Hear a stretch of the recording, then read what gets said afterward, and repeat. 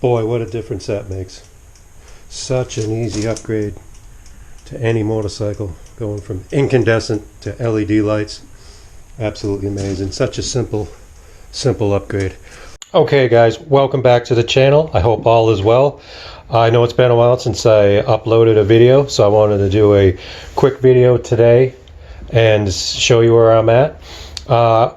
While I'm still waiting on parts for the Hodaka, I wanted to get back on the Honda here, the Honda cb350. So I decided to upgrade the turn signals to LEDs. I want to upgrade all the lights on this bike to LEDs. I still have yet to do that to the headlight. That will be sometime in the near future. So more on the Honda CB coming soon.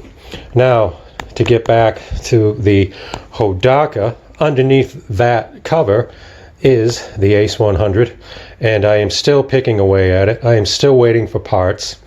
The seat is not done, and I am still dealing with the fuel tank. It still doesn't look as good as I want it, so I am still working away on that.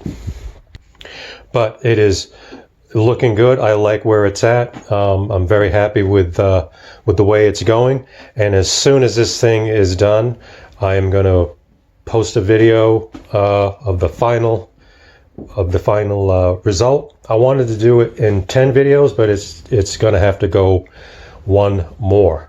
And I also have a new project to show you.